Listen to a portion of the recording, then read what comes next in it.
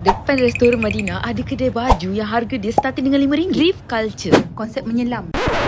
Yang kata bila masuk kadang kedai ni tak ada bau benda langsung. Macam retail lah. Kira basically sebab dia orang dah basuh, dah iron, dah trim. Blouse kat belah sini. Macam-macam colour. Cik Wang Fusion memang sini. Dia memang panjang. Dengan pendek ada kat belakang. Perempuan jeans kat sini. Jeans lelaki pun ada. Windbreaker. Kebetulan lah aku nak pergi jogging. Boleh lah beli windbreaker ni. Ada winter jacket juga.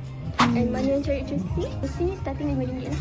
Yes, ada yang branded, ada yang tak ada branded juga. Atas sini nak pakai terus pun tak apa. Kena make sure bagi kita orang tengok dulu lah. Sebab dah basuh kan? Ya, betul.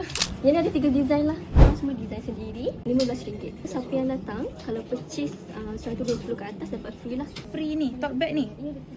Siapa design dia? Free. Oh yo. Kostum Melayu ke Cina? Mana boleh? Kacau. Dia kacau.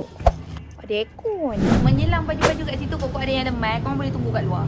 Kali ni aku datang barang betul-betul baru di stop. Banyak gila. Penuh. So yang kaki menyelam ni seronok lah. Kalau barang tengah banyak. Kualiti elok. Banyak section. And banyak juga pilihan. Perempuan pakai lawa. Buka setiap hari kecuali hari Khamis. Dari 2 petang sampai 11 malam.